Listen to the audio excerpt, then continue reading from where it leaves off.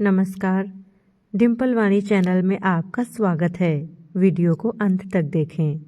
अनजान शहर और उस पर घिरती शाम। रीना का मन घबराने लगा था। वह सोच रही थी, आज के ज़माने में पति के साथ होना भी कौन सी सिक्योरिटी की गारंटी है। अभी हाल ही में हनीमून पर आई एक नई नवेली दुल्हन को उसके पति के सामने ही खींचकर, मुकेश, तुम्हें मैंने बोला था ना कि या तो जल्दी लौटने की कोशिश करेंगे या पहले से कोई रुकने की जगह तय कर लेंगे। तुमने दोनों में से एक भी काम नहीं किया। रीना ने अपने पति मुकेश से शिकायती लहजे में कहा। अरे डार्लिंग, चिंता मत करो। मुकेश अपनी दुकान के लिए खरीदे गए माल का हिसाब मिलाते मिलाते बोला, यहाँ ज़्यादा देर हुई तो राजन के यहाँ रुक जाएंगे। पिछली बार याद है कितना गुस्सा कर रहा था वह कि मेरा घर होते हुए भी होटल में क्यों रुके। राजन मुकेश का दोस्त था, अक्सर उनके घर आता जाता रहता था, लेकिन चूंकि रीना अपने घर परिवार में ही खुश रहने वाली औरत थी, सो उसे जल्दी किसी से घुलना मिलना पसंद नहीं था। अरे तुम पागल हो क्या? रीना झल्ला गई। राजन कौन है तुम्हारा? चाचा, मामा, नाना? मैंने पहले भी कहा है कि किसी के भी घर यूं ही नहीं रुकना चाहिए, फिर होटल का खर्चा लगेगा। माल लेने आते हैं यहाँ, घूमने थोड़े ही। मुकेश ने उसे समझाने की गरज से कहा। रीना चिढ़कर यह कहते हुए चुप हो गई, जो मन में आए करो। आखिर वही हुआ जो रीना नहीं चाहती थी। सारा सामान लेते लेते शाम के 7 बज गए। वापस लौटना भी खतरे से खाली नहीं था। हाईवे का सुनसान रास्ता और इतने सारे सामान के साथ रीना जैसी खूबसूरत जवान बीबी।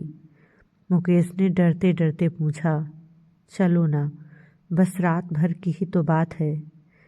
रीना ने चुपचाप कुछ सामान उठा लिया, मानो अनिच्छा से सहमति दे रही हो। मुकेश उसके साथ राजन के घर पहुंचा, जो वहां से तकरीबन 1 किलोमीटर की दूरी पर ही था। राजन उन दोनों को देखते ही खिल उठा। अरे अरे भाभी जी, आइए आइए, इस बार तूने समझदारी की है मुकेश। रीना को यूं किसी के घर जाना बिल्कुल पसंद नहीं था। वह सकुचाते हुए सोफे पर बैठ गई और घर पर ननद को फोन लगाया। अपने 5 साल के नटखट बेटे की चिंता सताना स्वाभाविक था। टिंकू ज़्यादा तंग तो नहीं कर रहा है ना पायल? रीना ने पूछा। नहीं भाभी, टीवी देख रहा है, रीना की ननद पायल ने फ़ोन पर बताया। अच्छा सुनो, फ्रिज में दाल है, गरम कर लेना। वह उसे ज़रूरी निर्देश देने लगी। तब तक मुकेश बाथरूम से फ्रेश होकर आ चुका था। रीना ने फ़ोन काट दिया। फ्रेश हो लो तुम भी, मुकेश धीरे से बोला। इंतजाम सही है, साफ सुथरा है सब। रीना हिचकते हुए उठी। देखा कि राजन किचन में जुटा था। उसकी अच्छी खासी सरकारी नौकरी थी, लेकिन उसने शादी नहीं की थी, सो सब काम वह खुद ही करता था। खाना खाने के बाद उसने उन्हें उनका कमरा दिखाया। चलिए भाभी, गुड नाइट, कहता हुआ राजन बाहर जाते जाते अचानक मुड़ा और बोला, मैं ये पूछना तो भूल ही गया कि मेरी कुकिंग कैसी लगी। जी अच्छी थी, खाना अच्छा बना लेते हैं आप, रीना ने मुस्कुराकर जवाब दिया। राजन चला गया। उसके जाते ही मुकेश ने दरवाज़ा बंद किया और बिस्तर पर बैठकर रीना से लिपटने लगा। अरे अरे, क्या कर रहे हो, वे भी दूसरे के घर में? रीना उसकी इस हरकत पर असहज हो गई। बाबा, ये हमारा बेडरूम नहीं है। रीना उसके हाथ अपने सीने से हटाने की नाकाम कोशिश करते हुए बोली, लेकिन न जाने आज मुकेश पर क्या धुन सवार थी, उसने उसे बिस्तर पर दबा ही दिया। रीना इंतजार कर रही थी कि जल्दी यह सब खत्म हो, लेकिन आज मुकेश में गजब का बल आया हुआ था। सामने लगी घड़ी में रीना बीतते मिनटों को हैरत से गिन रही थी। काफी देर बाद दोनों अगल बगल निढाल पड़े सुस्ता रहे थे। कपड़े तुम्हारे, जल्दी पहनो।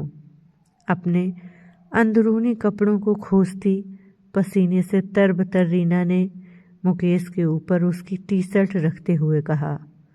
आज उसे भी भरपूर खुशी मिली थी, लेकिन चादर के हाल पर बहुत शर्म भी आने लगी कि सुबह राजन देखकर क्या सोचेगा।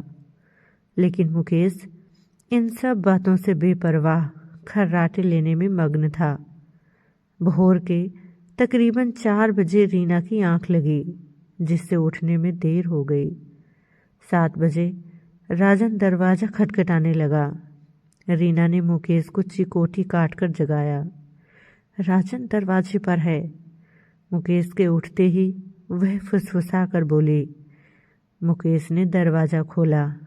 चल, हाथ मुंह धोकर फ्रेश हो ले, मैं नाश्ता बनाने जा रहा हूँ, राजन ने मुकेश से कहा और साथ लाया अखबार रीना को देकर चला गया।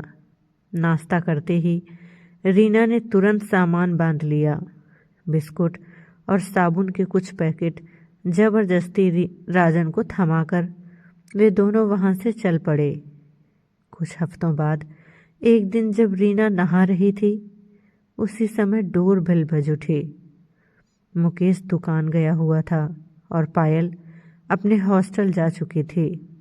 घर में बस रीना और टिंकू ही थे। रीना ने जल्दी जल्दी साड़ी बांधी और दरवाज़ा खोला तो देखा कि सामने राजन खड़ा था। ओह राजन भैया, रीना ने उसका औपचारिक स्वागत करते हुए उसे अंदर बुलाया। मुकेश तो दुकान के लिए निकल चुका होगा। राजन ने इधर उधर देखकर पूछा। हाँ, इस समय तो वे दुकान पर ही होते हैं, रीना बोली। बैठिए, मैं चाय बनाती हूँ, कहकर रीना जल्दी से किचन में चली गई। टिंकू अपने कमरे में खेल रहा था। चाय पीते पीते रीना को कुछ ठीक महसूस नहीं हो रहा था। उसे लग रहा था कि राजन की नज़र उसकी कमर पर, लेकिन वह इन ख्यालों को झटक दे रही थी। हाँ, उसने पल्लू को करीने से कर लिया था। रुकिए, मैं मुकेश को फ़ोन करती हूँ, ऐसा बोलकर वह उठने को हुई कि राजन ने हाथ पकड़कर जबरदस्ती रीना को बिठा लिया। अरे बैठिए ना भाभी, वह तो आ ही जाएगा। रीना को उसका हाथ पकड़ना बिल्कुल अच्छा नहीं लगा। जल्दी से हाथ खींचकर छुड़ाया और बेटे को बुलाने लगी, जिससे एकांत मिटे। टिंकू टिंकू, देखो अंकल आए हैं। मगर उसके आने से पहले ही राजन बोल उठा। भाभी, मुझे आपको कुछ दिखाना है। क्या दिखाना है? रीना को कुछ समझ नहीं आया। राजन ने अपने मोबाइल फ़ोन पर कोई वीडियो प्ले कर उसे थमा दिया। मोबाइल पर चलती पोर्न फिल्म देखकर रीना गुस्से और बेइज्जती से भर उठी। यह क्या बेहूदगी है? रीना ने चिल्लाकर मोबाइल राजन पर फेंकते हुए कहा। निकलो अभी के अभी यहाँ से। उस दिन बहुत शरीफ होने का ढोंग कर रहा था राक्षस। लेकिन राजन एकदम शांत बैठा रहा। उसने मोबाइल फ़ोन दोबारा उसकी ओर घुमाया। जरा इस फिल्म की हीरोइन को तो देख लो भाभी जान। उस वीडियो की लड़की का चेहरा देखते ही रीना को तो जैसे चक्कर आने लगे। वीडियो में वह और मुकेश थे। वह समझ गई कि राजन ने उसी रात यह वीडियो बनाया था जब वे लोग उसके यहाँ रुके थे। मैंने ही मुकेश के खाने में वह मर्दानगी की दवा मिलाई थी जिससे वह आपको खुश कर दे और मैं वीडियो बना सकूं।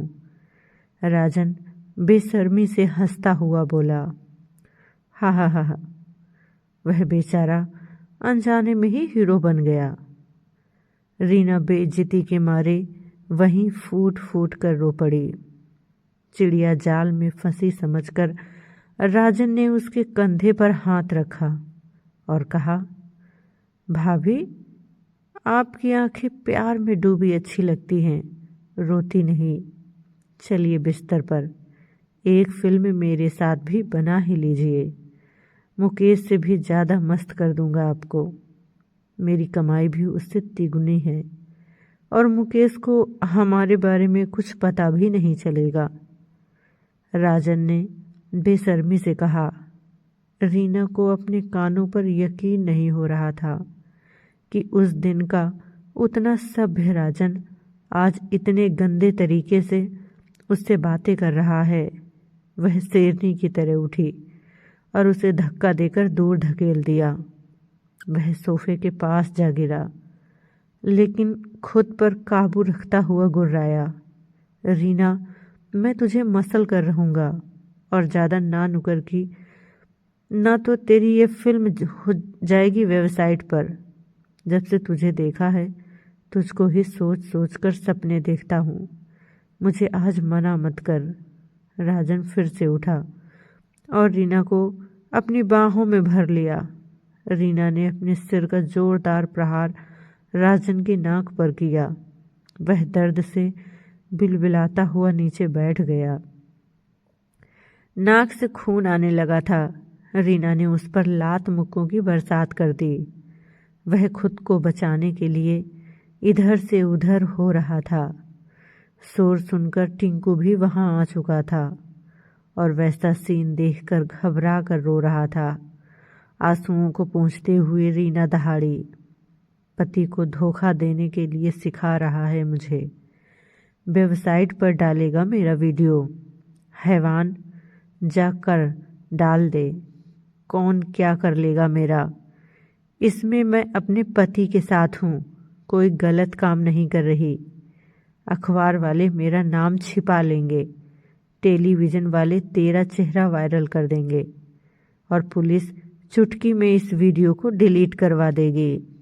जेल में तो तू सड़ेगा, मेरा कुछ नहीं बिगड़ने वाला। राजन किसी तरह से संभलता हुआ वहां से भागने की कोशिश करने लगा, पर रीना के हाथ में पास रखा हुआ पेपर वेट आ चुका था। उसने मार मार कर राजन की खोपड़ी से भी खून निकाल दिया। वह बेहोश होकर लुढ़क गया। रीना ने मुकेश को फ़ोन कर दिया। वह पुलिस को साथ लिए ही घर आया। राजन के इस रूप पर मुकेश को भी भरोसा नहीं हो रहा था। पुलिस की जीप में बैठते राजन के कानों में रीना की गुर्राहट पिघले शीशे की तरह घुस रही थी। इस सबला का जवाब याद रखना दरिंदे। कहानी आपको कैसी लगी कमेंट करके ज़रूर बताएं। धन्यवाद।